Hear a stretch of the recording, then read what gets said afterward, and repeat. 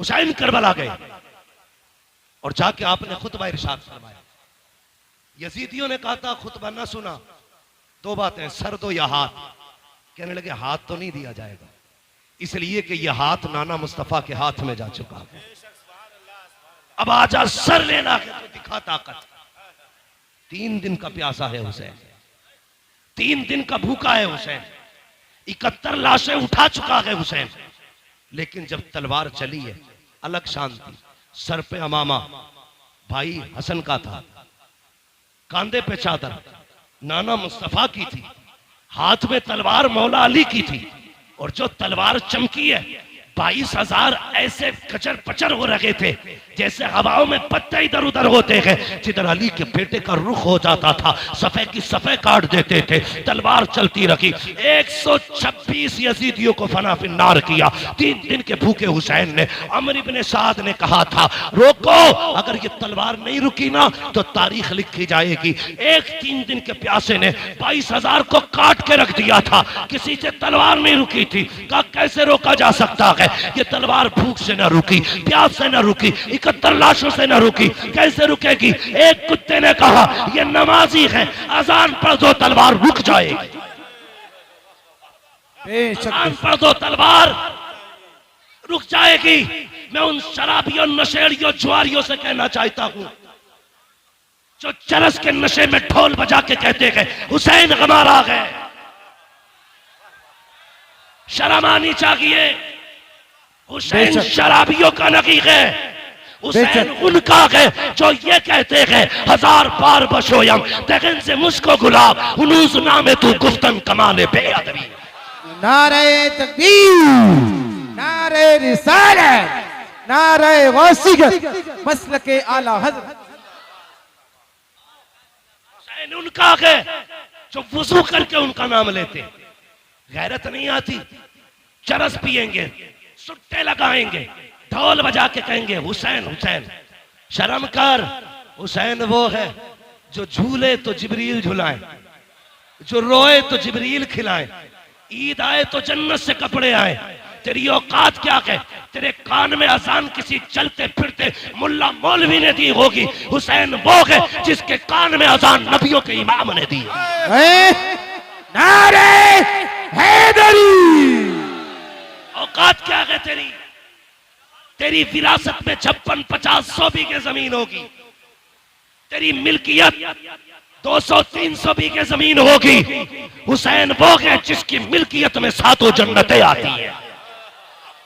औकात क्या है तेरी, तू चरस पी के हुसैन का नारा लगाएगा, शराब पी के हुसैन का नारा लगाएगा।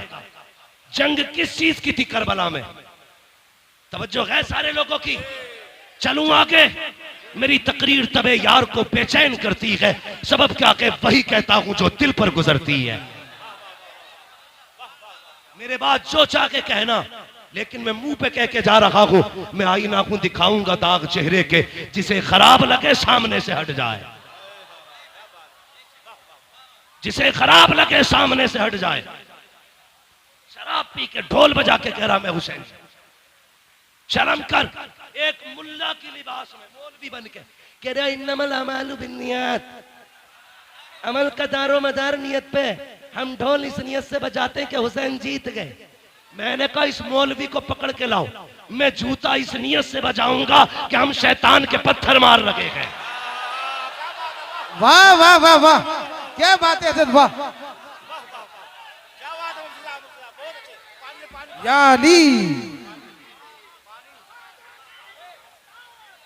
जिंदाबाद जिंदाबाद जिंदाबाद, ख्वाजा का हिंदुस्तान जिंदाबाद। ना तू हमसे अच्छी हदीस समझना जानता है और ना तू हमसे अच्छा अमल करना जानता है।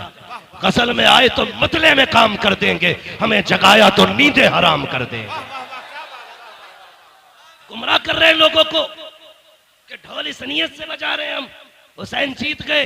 और बेगैरत, हुसैन ने जीत का ऐलान ढोल से नहीं कुरान से किया था। बेशक बेशक, कुरान से किया था।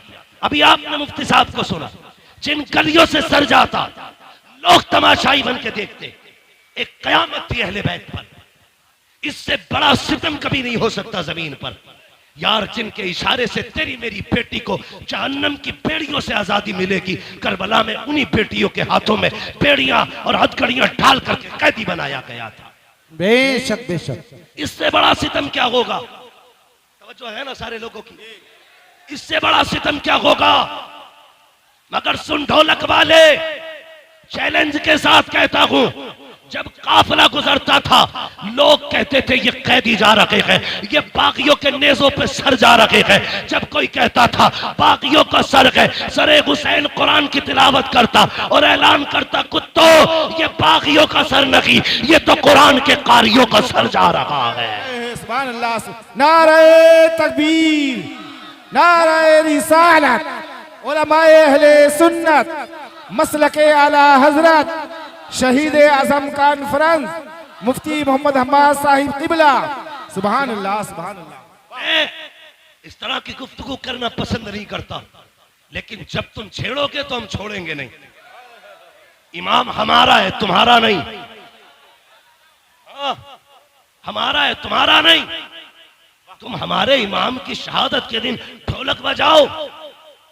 जितने ढोलक वाले हैं वो सारे मेरी दुआ पे आमीन कहे, जितने कुरान वाले हैं वो भी आमीन कहे। या अल्लाह, जो ढोलक बजाने वाले हैं उनका हश्र ढोल वालों के साथ कर, जो कुरान वाले हैं उनका हश्र कुरान वालों के साथ।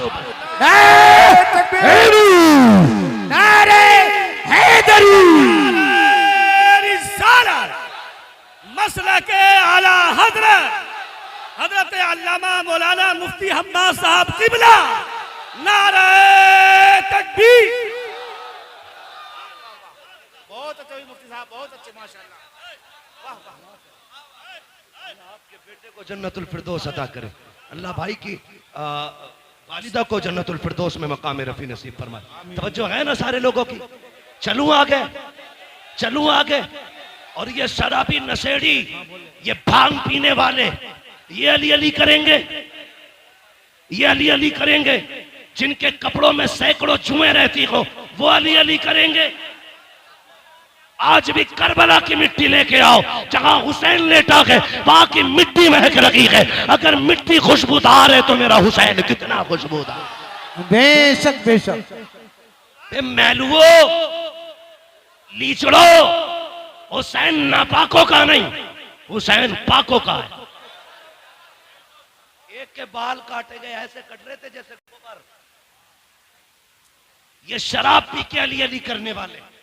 तुम्हें पता है जिसने नबी के घर को शहीद कराया ना, वो शराबी थी। जिसने अकबर के सीने में पर्ची लगवाई वो शराब है। जिसने कासिम के टुकड़े कराए वो शराब है। जिसने अब्बास के बाजू कटवाए वो शराब है। जिसने अली असगर के तीर लगवाया वो शराब है। जिसकी वजह से सकीना प्यासी रही वो शराब है। जिसकी वजह से राकिबे दोषे पैगंबर शहीद किया गया वो शराब है। मोमिन वो नहीं जो शराब पीता है, मोमिन वो है जो शराब पे थूक देता है, ऐलान करता है कि मोहम्मद से वफा, तूने तो हम तेरे है, ये जहां चीज है क्या लोहो कलम थे। बेशक अब जरा बेशक। सुने,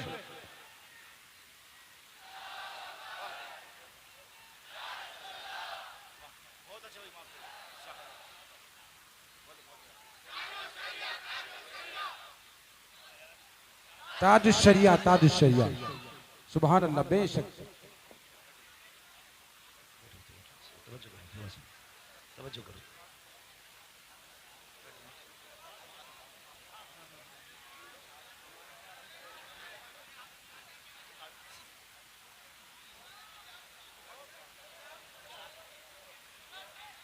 तवज्जो कहता हूँ, कह दीजिए जरा या रसूल अल्लाह। या रसूल अल्लाह। अल्लाह आपको सलामत रखे। तवज्जो है, अल्लाह सबको खुश रखे। सुन्नियों कभी शराब के पास, जुए के पास, सट्टे के पास, चरस के पास, भांग के पास, नशेड़ी शराबी जितने भी बाबा हो, ये सुल पे मार मार के जितने अली अली कहते हैं, तुम वुजू करके इनके कोड़े लगाओ, कोड़े लगाओ। खानकाहों पे चरसियों के कब्जे हो गए, शराबी जुआरियों के कब्जे हो गए। उम्मत की मेहनत के पैसे में ये नशे करते हैं, वो पैसा इन्हें ना दे करके कुरान पे लगाओ। कुरान पे लगाओ, जाओ जाके कहना लोगो ये नबी की ज़ैनब के नाम से दे रहा, ये सैयदा फातिमा के नाम से दे रहा हूं। जाओ किसी मदरसे में जाके एक फ्रिज लगवा दो, कहना ये हुसैन की सकीना के नाम से लगवा रहा हूं। लगवाओ ना जा करके, फिर देख करबला वालों का कितना करम हो। सुने करबला क्या है बता दूं आपको, तवज्जो है। हुसैन कुरान के साथ था, कुरान हुसैन के साथ है, हुसैन कुरान के साथ था, कुरान हुसैन के साथ। न ढोलक हुसैन के साथ न हुसैन, न हुसैन चरसियों के साथ न चरसिए, न हुसैन नशेड़ी के साथ न नशेड़ी हुसैन के।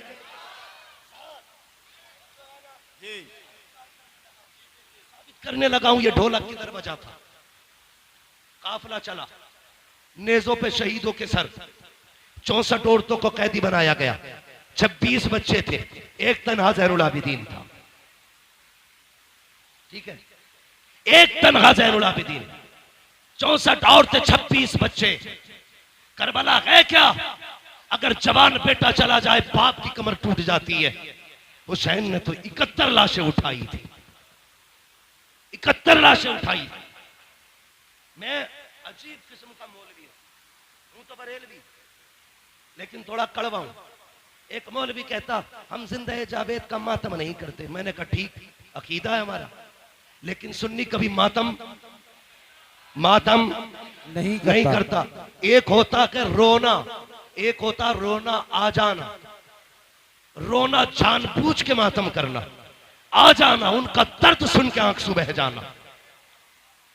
हमें रोना आता है, रोते नहीं है, रोना आता है। तो वह कहता हम जिंदा जावेद का मातम नहीं करते, और उसने मिंबर को शेख चुल्ली का घर बना दिया। हक नहीं मौलवी को मिंबर पे चढ़ने का जो यहां चटकुले सुनाए। यहां वो बैठे जो अली के घर की बात करेगा या नबी के घर की बात करेगा। बेशक बेशक, मेरे बाप की जागीर है न तेरे बाप की जागीर है, ये मिंबर मुस्तफा की जागीर है। हुसैन सुने मिंबर क्या है? हजरत उमर फारूक आजम, आधी दुनिया का बादशाह, जिसके नाम से कैसर और किसरा कांपते थे, मिंबर पे बैठे। इमाम हुसैन का बचपना, खड़े हो गए, आके कहने लगे चाचा उठिए, उठो। क्यों? ये मेरे बाबा का मिंबर है, ये मेरे नाना का मिंबर है। उठ गए, कहा अब क्या करूं? कहा अपने नाना के मिंबर पे जाइए। रो के कहने लगे शहजादे मेरे नाना का कोई मिंबर नहीं है। कहने लगे अच्छा, फिर ऐसा करो मेरे ही नाना के मिंबर पे बैठ जाओ। हजरत उमर ने कहा था लोगों, पहले उमर को अबू बकर ने बिठाया था, आज हुसैन ने बिठाया है। किसी की मां ने दूध नहीं पिलाया जो उमर को मिंबर से उठा सके। पता चला मिंबर भी इनका है, हुकूमत भी इनकी है। यहाँ चापलोस दोगले शेख चुल्ली नहीं चलेगा, यहाँ वो बोलेगा जिसकी रगों में अली अली होगा, जिसकी सांसों में नबी नबी हो। नारे हैदरी। तवज्जो है ना? काफिला चला, 20 औरतें रास्ते में इस्तेमाल कर गई थी, और सिर्फ इसलिए कि किसी को बेटे का गम था, किसी को बाप का गम था, और किसी को भाई का गम था। लेकिन ज़ैनब तेरी जुर्रत को सलाम, तेरी हिम्मत को सलाम। तूने एक का जनाजा नहीं देखा, भाइयों के जनाजे तूने देखे, बेटों के जनाजे तूने देखे, भतीजों की लाशें तूने देखी, भाई का कटा गला तूने देखा। लेकिन तेरी जुर्रत को सलाम, न तुझसे लोग सब्र ले सके, न तुझसे कोई कुरान ले सका। सब्र भी ज़ैनब के दामन में था, कुरान भी ज़ैनब के सीने में था। दोनों चीजें थी। काफिला चलता रहा, चलते चलते रास्ते में ना, तवज्जो करें, रास्ते में चलते चलते देखिए माशाल्लाह कुछ लोग भीग गए हैं ज्यादा। अगर ठंड लग रही हो ना तो जा सकते हैं, अल्लाह आपको शिफा बख्शे, सलामत रखे। मैं वैसे भी बात खत्म करने लगा हूं, अल्लाह आपको सलामत रखे। हाँ, क्या इरादा है भाई? अल्लाह आपको सलामत रखे। ये जो लोग हमारे भाई भीग रहे, इनकी खिदमत को रायगा ना जाने दें। ये कमेटी वाले लोग हैं, खून पसीना एक करके ना अपनी हुसैनियत का रंग दिखा रहे हैं। वो खून में भीगे थे, हम बारिश में भीग रहे हैं। हाँ, इतना तो हम भी कर सकते हैं ना, खून में न सकी बारिश में तो भीग सकते हैं ना। अल्लाह आपके हौसले को सलामत रखे, आपकी जुर्रतों को सलामत रखे। मौलाना उमर साहब माशाल्लाह मौलाना इकरार साहब, ये आपकी मेहनत है, ये काशीपुर की आवाम दिल जीत लिया। यार मैं इतना राजी हूं तो करबला वाला हुसैन कितना राजी होगा। बेशक सुभान अल्लाह। और मेरे नबी ने कहा जो मेरी औलाद पे एहसान करता है या तो मेरे बेटे उसका बदला देंगे, अगर वो नहीं देंगे मैं मदीने से आके उसका बदला देता हूं। मेरे नबी ने कहा है हम अपनी औलाद पे किसी का एहसान नहीं रखते, हम अदा करते बदला फौरन। तवज्जो है। काफिला चला, ये काफिला गलियों से गुजर के जा रहा था। यजीद की तरतीब ये थी, अमर इब्ने साद, कुछ लोगों का खालू लगता है यजीद। और मेरी समझ में एक बात नहीं आती, कुछ हजरत अमीर माविया को गाली देते। तवज्जो है ना कि यजीद उनका बेटा था इसलिए गाली देते। मैंने कहा अगर बेटा होना बाप के लिए जुर्म है तो फिर जिसने सबसे पहला तीर इमाम अली मकाम के खेमे में मारा था जानते हो वो कौन है? वो अमर इब्ने साद है। और हजरत साद इब्ने अबी वक्कास का बेटा। कौन साद इब्ने अबी वक्कास? जब हुजूर दुश्मनों के बीच में घिरे तो साद इब्ने अबी वक्कास यूं हुजूर के आगे खड़े थे, आका की कमान उनके हाथ में थी, वो तीर चलाते हुजूर निकाल के देते। सारी दुनिया कहती मेरे माँ बाप नबी पे कुर्बान, और हुजूर कहते थे साद तुझ पे मेरे माँ बाप कुर्बान। उनका बेटा है अमर इब्ने साद, सबसे पहला तीर मार के कहता कबाग रहना, हुसैन के खेमे पे पहला तीर मैंने चलाया। शर्म करो। पता चला हाँ नूह के घर में बागी बेटा पैदा हो सकता है, ये अल्लाह की कुदरत है। वो शैतानों में वली पैदा कर देता है, वलियों में शैतान। तो ये जिम्मेदारी हज़रत अमीर माविया पे न थोकिए। हम सुन्नी बरेलवियों का अकीदा ये है हर सहाबी नबी, हर सहाबी नबी जन्नती, जन्नती। सारे बोलो हर सहाबी नबी जन्नती, जन्नती। बरेलवियों का। और जिसका ना हो मरे जाके, कोई फर्क नहीं पड़ता। बरेली के इमाम ने कलम तोड़ दिया, कहते हैं अहले सुन्नत का है बेड़ा पार असहाबे रसूल, नज्म है और नाव है इतरत रसूलुल्लाह। ना हम सहाबा को छोड़ेंगे ना हम हुजूर के अहले बैत को छोड़ेंगे। ये उसूल है, जिससे इनकी जंग रही है उनसे हमारी जंग है, जिनसे इनकी सुलह रही है उनसे हमारी सुलह रहेगी। ठीक है जी, चले आगे। नेजों पे सर। अब सुने ढोलक कहां बजा? जब एक बस्ती से काफिला गुजरने लगा तो आपने देखा होगा सिग्नल पे लोग भीख मांगते हैं, देखा कि नहीं? रोड टूटा हुआ हो, गाड़ियां स्लो हो, मोड़ हो, सिग्नल हो, ब्रेकर हो, वहां पे भिखारी खड़े रहते हैं। गाड़ी धीमी होगी कुछ मिलेगा। उसी तरह एक शहर से काफिला गुजरने लगा, एक नाबीना भिखारी खड़ा था, उसके साथ एक बच्चा था। उसने ढोल की आवाज सुनी, उसने कहा लगता है कोई बारात आ रही है, लगता है बारात आ रही है। का ढोल अगर आगे आ जाए और दूल्हा मेरे पास से गुजरे इशारा कर देना। कहा क्यों? का जब इशारा करेगा मैं समझ जाऊंगा दूल्हा आ गया, उसके बाद भीख मांगूंगा। हमारा भी उसूल है जब दूल्हा सज के चले, चार यार साथ चल रहे हो और फिर दूल्हा के यारों से कोई भीख मांगे तो यार जेबें खाली कर देते हैं। उसने कहा दूल्हा पास आए तो भीख मांगूंगा। उसे पता नहीं था, जैसी सबसे आगे ढोल बजाने वाले नए कपड़ों में, महंगे कपड़ों में थे। बच्चे ने कहा अब्बा लगता है बारात बड़ी है। कहा क्यों? कहा कीमती कपड़े हैं और ढोल भी शान वाले हैं, लगता दूल्हा भी शान वाला होगा। बुड्ढा खुश कहा जब दूल्हा आए तो बताना।